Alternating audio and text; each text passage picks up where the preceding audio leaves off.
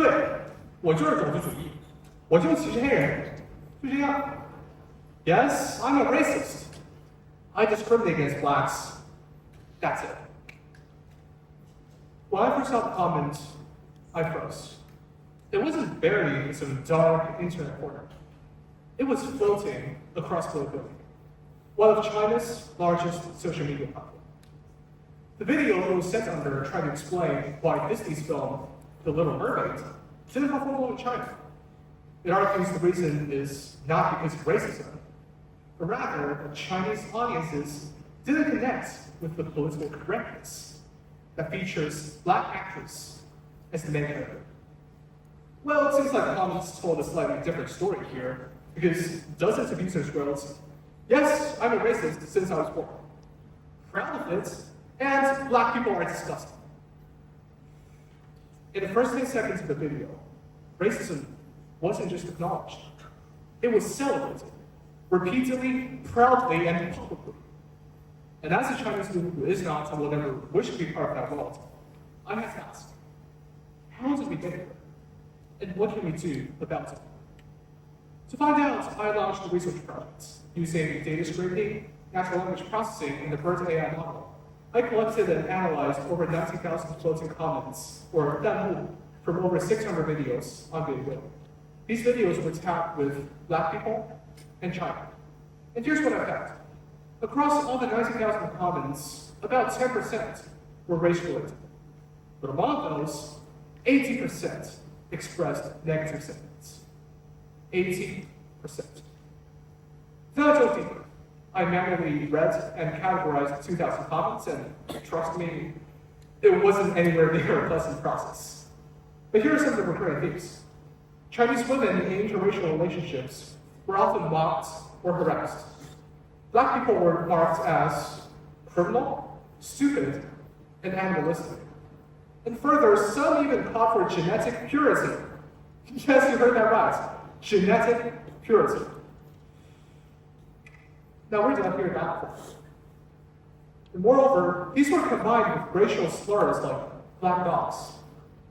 This wasn't French bait. This was mainstream. And sadly, it isn't new. We often hear about China's strong ties with African countries through the Belt and Road Initiative, historical solidarity-based Western imperialism, and friendship posters from Chairman Mao's era. But something's not adding up here. Because despite all these outward diplomacy, the daily reception of black individuals in China tells a completely different story. In 1988, protests erupted across major Chinese cities after a fight between African and Chinese college students. Thousands marched on the streets with signs saying, N-words, go to hell! And moreover, the Human Rights Watch reports in 2020 that during the COVID pandemic in Guangzhou, black residents were forcibly evicted from their homes or subject to mandatory quarantine, treatments not shared by other foreign nationals. And moreover, several online videos were posted that shows Malawian children being paid to unknowingly chant, 我是黑鬼，智商低. I'm N-words, and the IQ is low. Yeah. These videos were sold online as comedy. And all these took a culmination in 2021, when a black American teacher in India named Shadid Abdul-Mateen murdered a Chinese student. He was sentenced to death, justice, many would say. But this tragedy soon became turned and twisted for different purposes. People online started to use this as the proof that black people are inherently violent. And this clashed with another movement that happened across the seas in America at the same time. Black Lives Matter. Soon, discussions about Black Lives Matter turned upside down. Online, people began to praise Derek Chauvin, the police officer who killed George Floyd. I found a video that shows Derek Chauvin's final court statement before he was convicted. And here's what the comments are called. A hero, a demon slayer, and a man of justice. But a man who murdered George Floyd is being celebrated and praised online. You know that something's broken. So what's causing this? Yes, racism is part of it, but there's a deeper, more dangerous force at work. The algorithm. Platforms like availability for word pages, that means outrage, that means controversy, that means the most hateful, the most extreme comments often get the most likes. And the result? Racism isn't just tolerated, it's incentivized. Bias becomes belief, and repetition becomes reality. And this system isn't just powered by bigots, it's powered by design. It is this design that builds negativity bias, a tendency that causes people to naturally pay more attention to negative news and be more influenced by it. It is this design that establishes echo chambers, in which people are fed one-sided information that reinforces their previous beliefs. It is this same design that causes confirmation bias, where people actively seek out new information to support their previous position instead of considering other perspectives. This is the algorithm of hate. But here's what surprised me the most. Last year, I went to Canada. I wanted to prove a theory that exposure to different cultures cures racism. But it turns out it wasn't that simple, because among the dozens of Chinese business owners that are interviewed, many still held racist views. Why? Because their interactions with local candidates, their employees, are still largely transactional, hierarchical, or dismissive. But there are also others. This souvenir shop owner whom I met, he was willing to share meals with the staff. As you can see, that plate of roasted lamb. It was delicious, I have to say. And he also shared stories and swapped stories with his employees.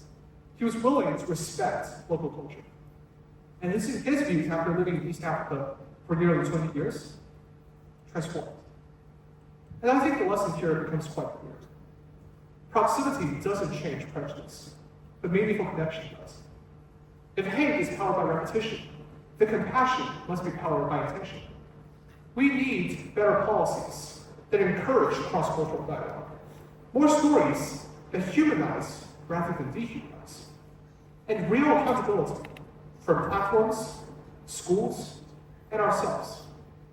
And that's why I started posting stories and videos from Canada.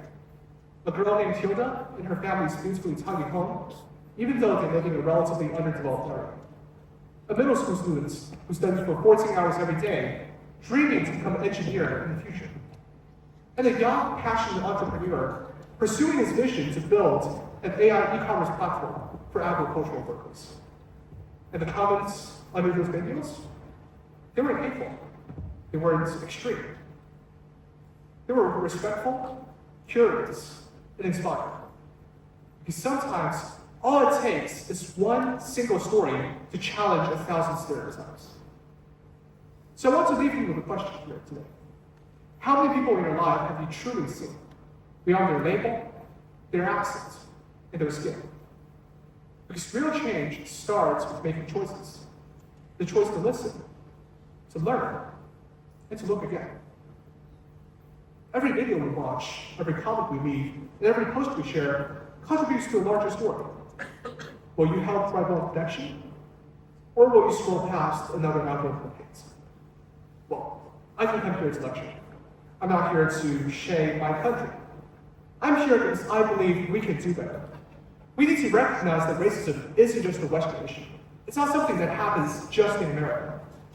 It exists right here, in our home, in our platforms, and in our language. My project wasn't about finding villains. It's about holding up a mirror to our screens, but also to ourselves. The internet is obviously powerful. It can spread bigotry or build bridges. I've made my choice. I choose the latter. So the next time someone tells you racism doesn't exist here, ask them, have you looked online lately? And more importantly, what are you going to do about it? Thank you.